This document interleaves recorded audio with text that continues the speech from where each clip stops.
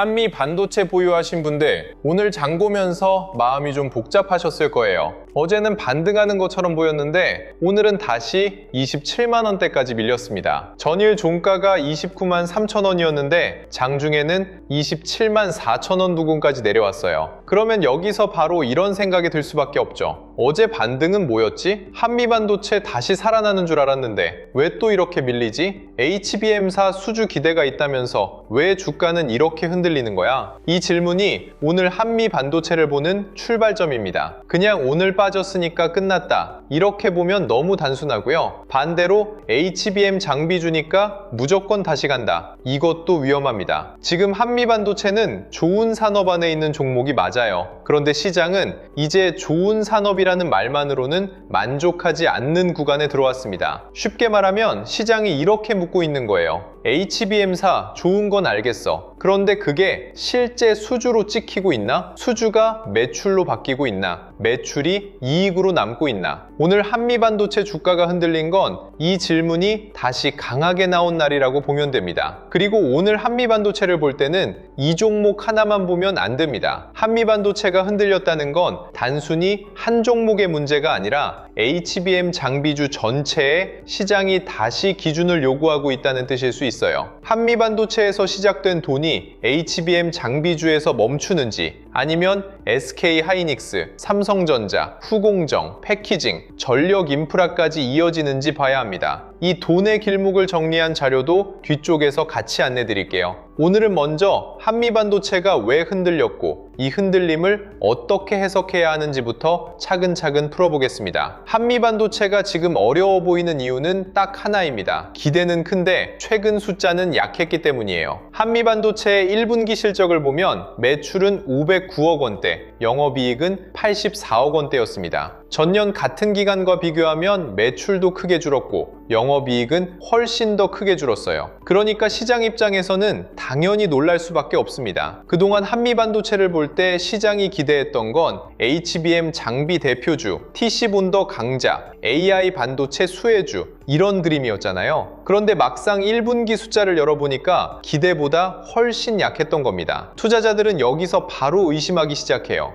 HBM이 그렇게 좋다는데 왜 실적은 이렇게 나왔지? 수주가 밀린 거야? 아니면 수요가 약해진 거야? 이미 주가가 너무 앞서간 거 아니야? 오늘 주가 하락도 이 질문의 연장선에 있습니다. 어제 반등이 나왔지만 시장이 아직 완전히 믿지 못하고 있는 거예요. 그런데 여기서 한 번 더 따져봐야 합니다. 한미반도체의 1분기 실적이 약했다고 해서 HBM 장비 사이클이 끝났다고 볼 수 있느냐? 그렇게 단순하게 보기는 어렵습니다. 반도체 장비 회사는 일반 소비재 회사처럼 매달 똑같이 매출이 나오는 구조가 아니에요. 고객사가 장비를 발주하는 시점, 양산 일정, 공정 전환 타이밍에 따라 분기 실적이 크게 출렁일 수 있습니다. 특히 한미반도체처럼 HBM용 TC본더가 중요한 회사는 더 그렇습니다. HBM 3위 투자가 어느 정도 지나가고 HBM 4 투자가 본격적으로 들어오기 전이면 중간에 장비 수주 공백이 생길 수 있어요. 쉽게 말하면요, 매일 손님 받는 식당이 아니라 대형 주방 설비를 납품하는 회사에 가깝습니다. 고객사가 새 주방을 만들 때는 큰 주문이 들어오지만 그 공사가 조금 밀리면 그 사이에는 매출이 비어 보일 수 있죠. 그래서 한미반도체의 1분기 실적 부진을 볼 때는 두 가지를 같이 봐야 합니다. 하나는 실적이 실제로 약했다는 현실이고요. 다른 하나는 그 약한 실적이 HBM 4전환기 공백일 수 있다는 해석입니다. 오늘 시장은 이 두 가지 사이에서 계속 흔들리고 있는 겁니다. 오늘 한미반도체가 다시 밀린 이유를 주가 흐름으로만 보면 어제 반등 이후 차익 실현이 나온 것처럼 보일 수 있습니다. 하지만 더 깊게 보면 시장이 아직 30만 원 위를 쉽게 인정하지 않고 있다는 뜻으로 봐야 합니다. 한미반도체는 최근 40만 원대 고점 이후 빠르게 내려왔고 28만 원대에서 한 번 반등을 시도했어요. 그런데 30만 원 부근에서 다시 막히고 오늘 27만 원대까지 내려온 겁니다. 이건 단순한 숫자 문제가 아니에요. 30만 원은 지금 한미반도체 투자자들이 심리적으로 보는 자리입니다. 30만 원 위로 올라가서 버티면 시장은 이렇게 해석할 수 있습니다. 그래도 HBM4 수주 기대가 살아있구나. 1분기 실적 쇼크를 일시적 공백으로 보는 돈이 다시 들어오는구나. 그런데 30만 원 부근에서 계속 밀리면 시장은 아직 조심스럽다는 뜻이에요. 특히 반등할 때 거래대금은 붙는데 윗가격에서 버티지 못하면 위에서 물량이 나오는 흐름으로 볼 수도 있습니다. 가격을 찍는 것보다 그 가격 위에서 누가 사주는지가 더 중요합니다. 한미반도체는 지금 딱 그 자리에 있습니다. 그럼 오늘 하락을 무조건 나쁘게만 봐야 하느냐? 그건 아닙니다. 오늘 하락은 시장이 한미반도체의 미래를 포기했다기보다 이제는 말이 아니라 숫자를 보여달라고 요구하는 흐름에 가깝습니다. 한미반도체가 다시 강해지려면 필요한 조건은 분명해요. 2분기부터 HBM4용 TC 본더 수주가 실제로 살아나야 합니다. 그리고 그 수주가 하반기 매출로 연결돼야 합니다. 또 매출만 늘어나는 게 아니라 영업이익률도 지켜줘야 해요.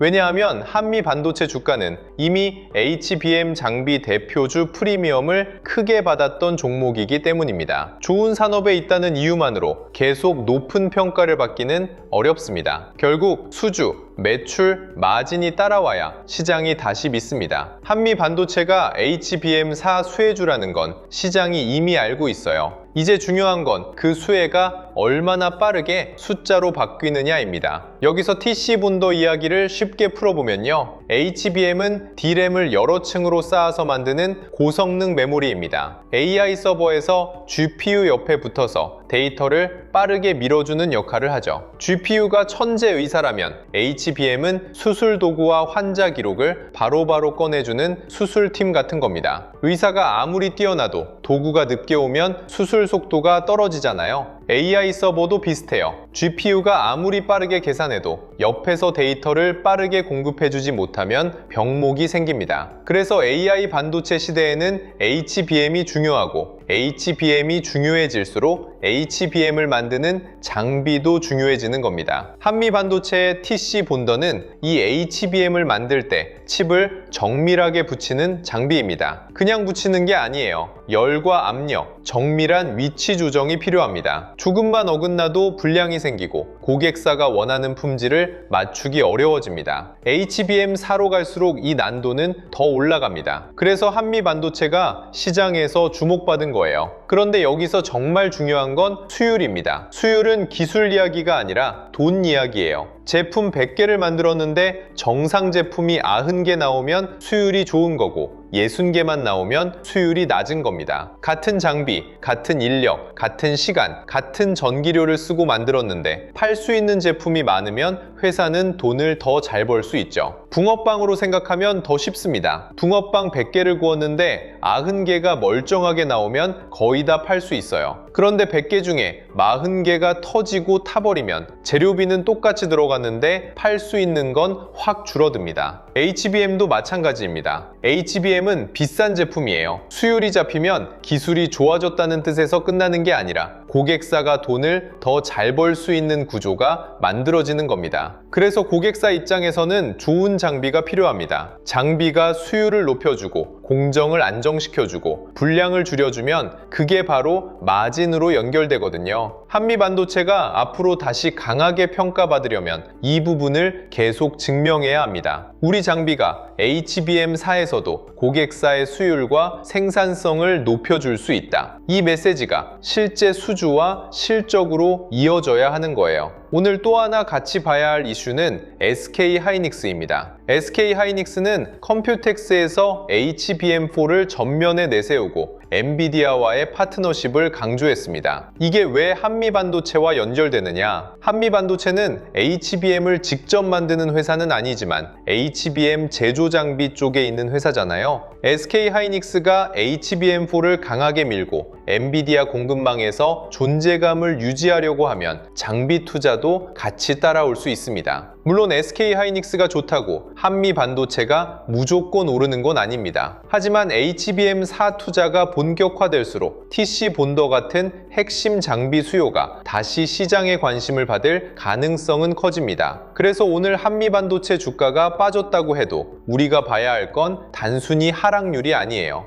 SK하이닉스의 HBM4 일정, 삼성전자의 HBM4 고객사 테스트 흐름, 마이크론의 HBM 투자, 그리고 한미반도체의 실제 장비 수주가 어떻게 이어지는지 같이 봐야 합니다. 돈은 늘 한 종목에서 끝나지 않습니다. HBM에서 시작된 돈이 메모리 대형주로 가는지, 장비주로 가는지, 후공정과 패키징으로 번지는지 봐야 해요. 미국 법인 이슈도 그냥 지나가면 안 됩니다. 한미반도체는 미국 산호세의 현지 법인 한미 US를 설립하겠다는 계획을 내놨습니다. 이건 단순히 해외 사무실 하나 내는 이야기가 아니에요. AI 반도체 공급망이 미국 중심으로 다시 짜이고 있고 글로벌 빅테크와 반도체 기업들이 미국 내 생산과 패키징 투자를 늘리고 있습니다. 그러면 장비 회사도 고객사 가까이에 있어야 합니다. 장비는 팔고 끝나는 물건이 아니에요. 설치하고 테스트하고 유지 보수하고 공정 조건을 맞추고 문제가 생기면 빠르게 대응해야 합니다. 고객사가 미국에 공장을 짓는데 장비 회사가 멀리 떨어져 있으면 대응 속도에서 밀릴 수 있습니다. 그래서 산호세 법인은 한미 반도체가 미국 AI 반도체 공급망 안으로 더 깊게 들어가겠다는 신호로 볼 수 있어요.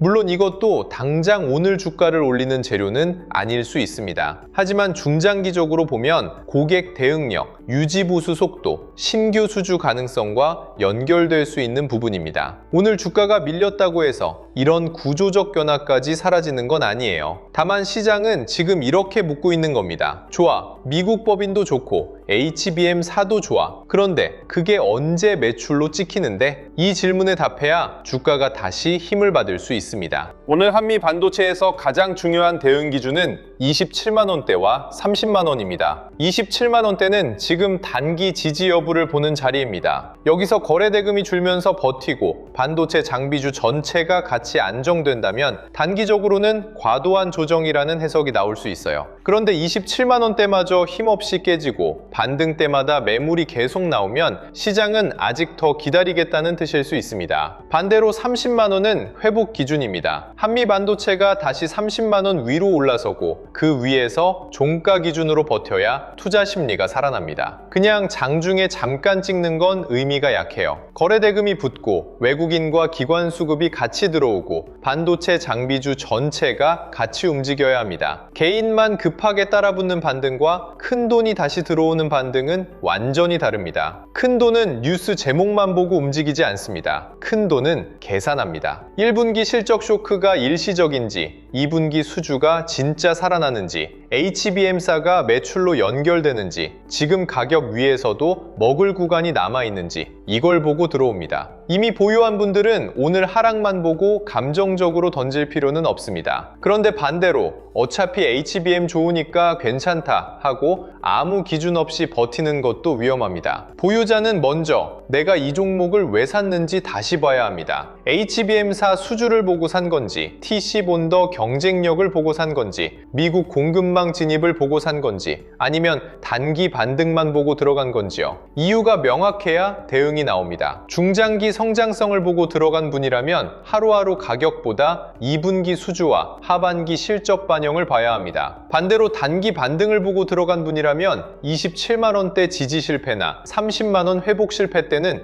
욕심을 줄여야 합니다. 신규로 보는 분들은 더 조심해야 해요. 오늘 빠졌다고 바로 싸다고 보면 안 됩니다. 고점 대비 많이 빠졌다는 것과 지금 가격이 싸다는 건 다른 이야기예요. 한미 반도체는 여전히 기대가 큰 종목이고 기대가 큰 종목은 실적 확인이 늦어질 때 더 크게 흔들릴 수 있습니다. 그래서 신규 접근은 한 번에 크게 들어가는 것보다 지지와 회복을 확인하면서 나눠서 보는 게 낫습니다. 오늘 흐름에서 우리가 얻어야 할 결론은 분명합니다. 한미 반도체의 산업 스토리는 아직 살아 있습니다. AI 서버 수요가 있고 HBM사 전환이 있고 TC본더의 중요성이 있고 미국 공급망 진입이라는 큰 그림도 있습니다. 하지만 주가는 스토리만으로 계속 올라가지 않습니다. 이제 시장은 숫자를 보고 싶어 합니다. 수주, 매출, 영업이익, 마진, 외국인과 기관 수급, 그리고 반도체 밸류체인 전체로 돈이 번지는지 이걸 확인하려는 구간입니다. 오늘 하락을 너무 겁낼 필요는 없지만 가볍게 볼 일도 아닙니다. 오늘은 시장이 한미 반도체한테 다시 질문한 날이에요. 너 진짜 HBM사 수혜주 맞아? 그럼 이제 숫자로 보여줘. 이 질문에 대한 답이 2분기 수주와 하반기 실적으로 나와야 합니다. 그리고 여기서 중요한 게 하나 더 있습니다. 한미 반도체가 다시 움직일 때 돈이 한미 반도체에서만 멈추는지 보면 안 됩니다. 진짜 강한 장에서는 대표 종목 하나만 오르고 끝나지 않아요. 처음에는 한미 반도체 같은 HBM 장비주가 움직이고 그 다음에는 SK하이닉스와 삼성전자 같은 반도체 대형주가 같이 움직이고 그 다음에는 후공정, 패키징, 테스트, 전력 인프라, 냉각, 변압기, 전선까지 돈이 번질 수 있습니다. AI 서버는 GPU 하나로 돌아가지 않습니다. HBM이 필요하고 패키징이 필요하고 전력이 필요하고 냉각이 필요하고 데이터 센터 인프라가 필요합니다. 그러니까 한미 반도체를 제대로 보려면 이 큰 흐름 안에서 봐야 합니다. 오늘 몇 퍼센트 빠졌느냐보다 그 돈이 어디서 빠지고 어디로 이동하는지가 더 중요합니다. 그래서 이번에 준비한 자료가 바로 한미 반도체 이후 다음 돈의 길목을 확인하는 자료예요. 오늘 한미 반도체를 보면서 우리가 계속 이야기한 게 있잖아요. 한미 반도체가 좋은 종목이냐 아니냐 이것만 보고 끝낼 문제가 아니라는 거예요. HBM 장비주에 돈이 들어오면 그 돈이 한미 반도체 한 종목에서 끝나는지 아니면 반도체 장비, 후공정, 패키징, 전력 인프라, 다른 대형주까지 번지는지 같이 봐야 합니다. 바로 그 흐름을 확인하기 위해 준비한 자료라고 보시면 돼요. 이 자료는 그냥 이 종목 사세요 이런 자료가 아니에요. 한미 반도체 이후에 시장의 돈이 어디로 이동할 수 있는지 그리고 그 돈이 실제로 움직이고 있는지 확인할 수 있게 정리한 자료입니다. 이번 자료 안에는 실명 관찰 종목 41개, 섹터 7개, 타점 기준 4개, 매매전 체크 10가지가 들어가 있습니다. 그러니까 종목을 찍어주는 자료라기보다는 돈이 지나갈 수 있는 길목을 미리 펼쳐놓고 보는 자료라고 생각하시면 돼요. 한미 반도체가 움직일 때는 한미 반도체만 보는 게 아니라 그 돈이 어디로 번지는지를 같이 봐야 하거든요. 그리고 이 자료는 영상 아래 더보기란에 있는 파란색 링크로 신청하실 수 있게 준비해 둘게요. 지금 설명을 들으시면서 나는 한미 반도체 하나만 보는 게 아니라 그 다음 돈의 흐름까지 같이 보고 싶다. 이런 생각이 드신다면 더보기란 파란색 링크를 먼저 열어두셔도 좋습니다. 구독과 좋아요 눌러주시고 댓글창에 구독 완료라고 남겨주시면 자료 신청 흐름까지 이어서 확인하실 수 있게 해두겠습니다. 자, 그럼 이 자료 안에 어떤 내용이 들어가 있는지 조금 더 쉽게 풀어볼게요. 먼저 실명 관찰 종목 41개는 한미 반도체 이후에 돈이 이동할 수 있는 후보들을 정리해둔 겁니다. 한미 반도체 뉴스가 나왔다고 한미 반도체만 보는 게 아니라 그 돈이 SK하이닉스 같은